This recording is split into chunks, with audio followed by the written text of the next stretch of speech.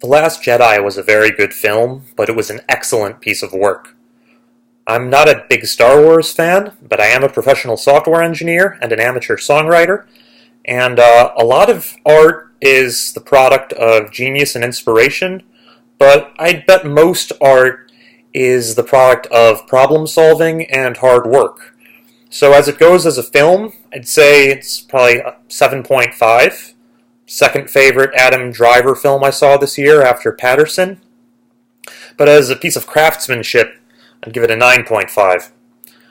I think the central problem for any filmmakers working with the Star Wars franchise is the tension between propelling a coherent action-adventure narrative and exploring a science fiction mythology. So, to understand a little of what I mean by this, let's look at two other sort of mythological series. Let's look at Lord of the Rings and Star Trek. Before Tolkien wrote The Lord of the Rings, he wrote some excellent scholarship on Beowulf. He did a lot of linguistic work and, could write at length about the pleasures of Finnish and Welsh. He did a lot of prior world building, and he constructed a narrative in The Hobbit and the Lord of the Rings books where a fish-out-of-water character uncovers bits and pieces of the universe as the plot progresses, and we follow the person along. And one lecturer I saw talk about this made the point that Tolkien would follow, in whatever scene, he'd follow the least knowledgeable character around, so that it's closest to our outsider perspective. So in battle scenes, you saw them from Gimli's perspective. In other scenes, you saw them from Pippin and Merry's perspective, or you saw them from Frodo's perspective. Then Star Trek didn't have the academic background and the world building in advance that Tolkien performed, but Star Trek had a huge canon of episodes for filmmakers to draw on. I think there's probably some contradictory points in that canon, but there's a lot of raw material. So with Lord of the Rings or Star Trek, the plot of the movies, for the most part, or the books, in the case of Lord of the Rings, the plots are instruments for readers or viewers to discover a rich universe. Star Wars is the opposite, though. We have elements of mythology that are invented on an ad hoc basis to propel the narrative. So consider two things from the original series. Consider the use of the Force in the first Star Wars movie. You've got Obi-Wan Kenobi going, these are not the droids you want, doing some brainwashing, and you have Darth Vader choking a subordinate. These are interesting things that happen in the plot. They show us a little bit about Obi-Wan's character and about Darth Vader's character, and they just give us, interesting things that happen, really memorable scenes. I think everyone remembers and references both of those scenes. And then in The Empire Strikes Back, probably the most famous thing, and that is the reveal, the I am your father. Now, I claim that, these were script writing decisions. These were made for the purposes of, in the case of the I am your father reveal, to propel the narrative of The Empire Strikes Back and to give some thematic, resonance to some of the stuff that was going on there. It wasn't something that Lucas had planned before the first movie. It was just something that was thrown in there and was extremely effective when it was used.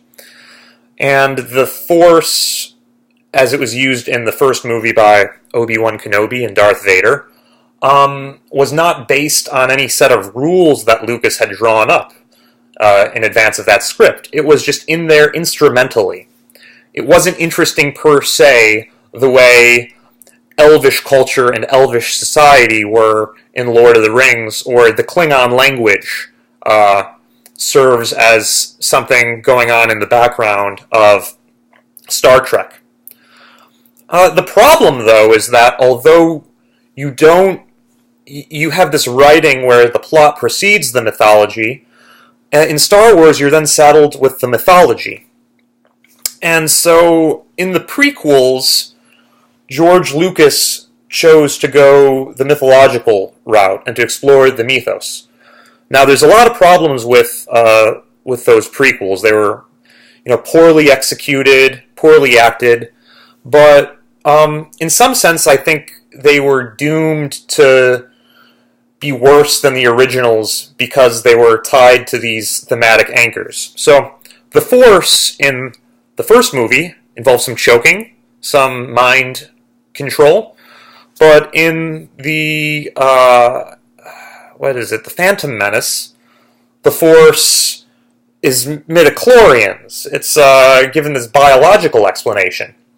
Now that's really lame, but in a sense, any explanation would have been lame. Any amount of padding you would have done to the Force would have removed its mystique. And to begin with, it was just used as this plot instrument. Similarly, the I Am Your Father reveal, which was an effective moment and effective theme of the second movie, becomes the whole arc of the prequels.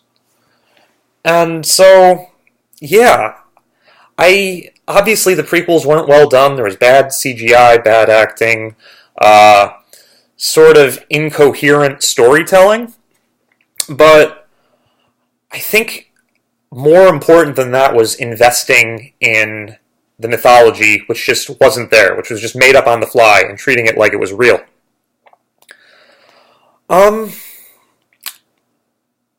So, The Last Jedi goes the exact opposite direction. The Last Jedi understands that there's always going to be a bit of a trade-off between mythology and plot narrative when you don't have much of a mythology to work with to begin with. And the makers, I guess Rian Johnson is the writer-director, but I'm sure there were a lot of voices involved. They throw in all of their weight behind plot and story, character, and throw the mythos and with it the fanboys under the bus. So let's look at two things in The Last Jedi that were heavily criticized, but which I think are proof of how this was a good decision. So you have new uses of the Force by Luke and Leia, and you have Snoke, basically being snuffed out. I think the new uses of the Force are okay, because they serve a similar purpose to the uses of the Force in the original. They provide just pretty cool moments, like, so we didn't know Luke could project himself. It feels right. It feels like something Luke would do. And it gave him a satisfactory death where he could remain sort of chaste. If he had just gone out there and, killed all kinds of Star Destroyers, that would have been banal. But the point of that scene was, there's this legend of Luke Skywalker, but he wasn't really legendary. It was just an illusion. But there's this paradox where it's even the legend of Luke Skywalker can do more than a huge army of guns. So by using the Force in this creative way, it squares this circle of how do you make this guy totally powerful while also pointing out the contradictions of, he's just a guy, he's, really just like you and me in some ways. And then with Snoke dying, I think that was good. Because it gave Kylo Ren something interesting to do. It gave us a great scene.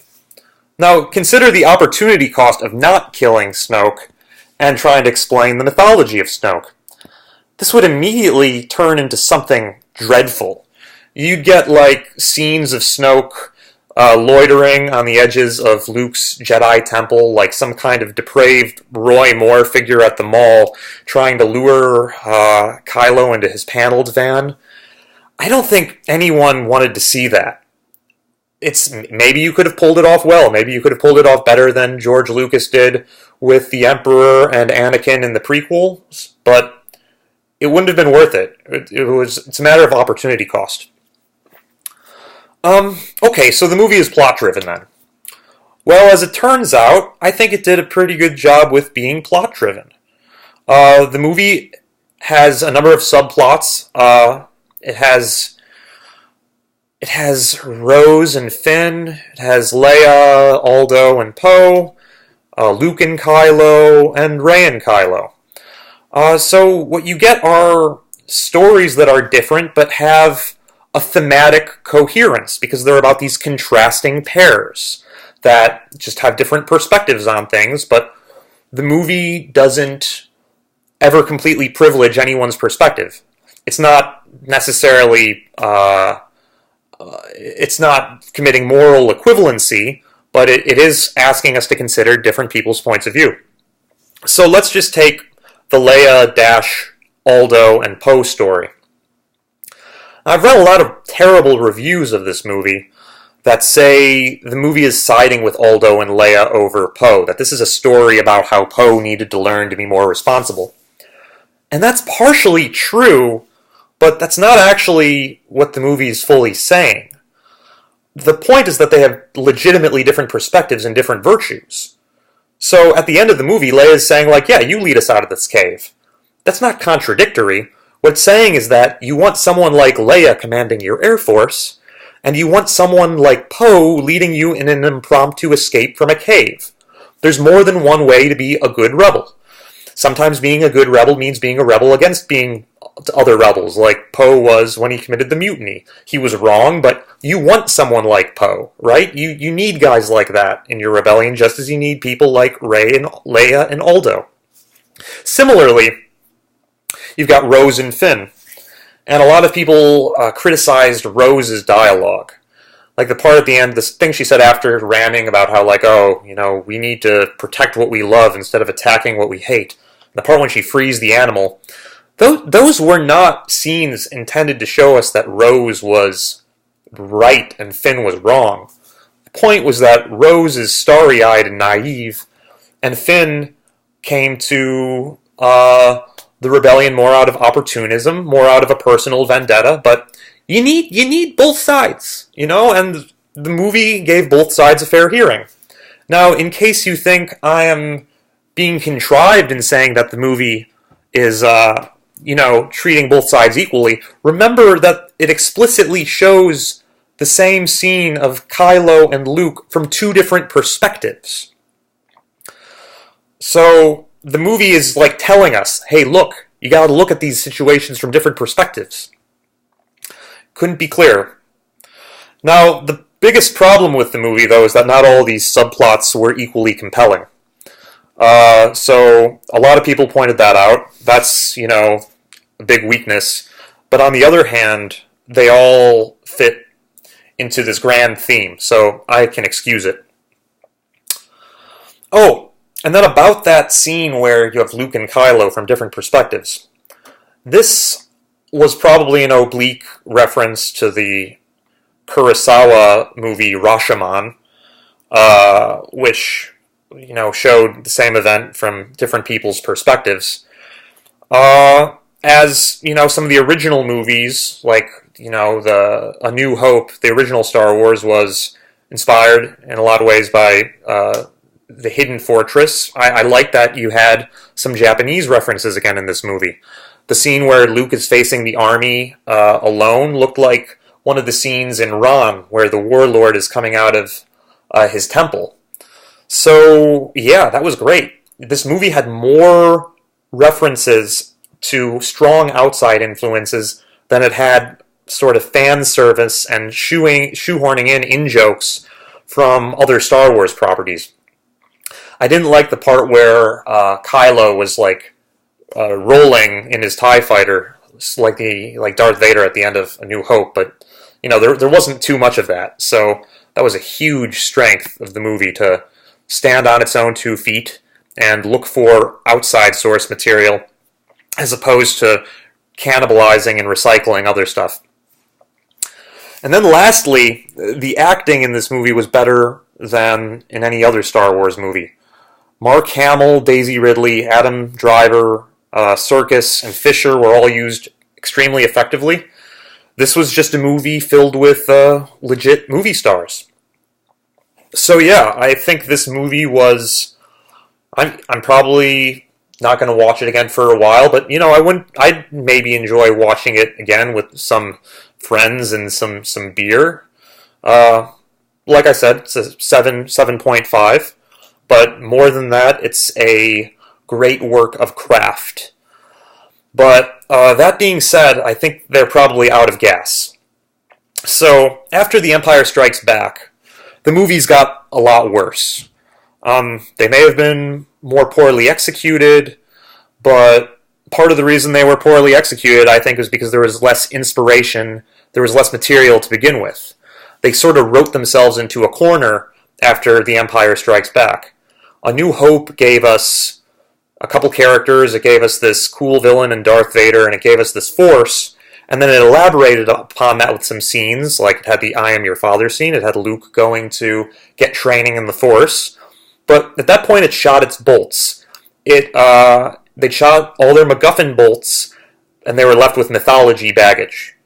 And this series is good at MacGuffins and bad at mythology.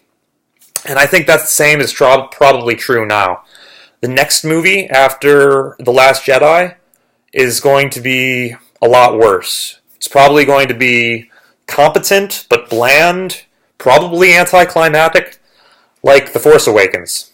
Just think about all the material they lost. They killed Snoke. Again, I think that's good. I don't think they could do anything else with Snoke. Someone like Snoke exists to get killed, but he's dead now, so he can't be killed again. Luke is dead. And Carrie Fisher is dead in real life. So, yeah, it's down to Ridley and Driver. And, you know, I think if they take Domhnall Gleeson's Hux, and maybe in the first 7 minutes of the third movie he finds a holy grail and becomes a dark wizard, he could maybe be interesting. He's a little bit of ammunition left. But, yeah, it's not like they're going to milk Maz Kanata for much more. So, yep, I think they're, again, written into a corner. But, yeah, it's just because they did such a good job with this one.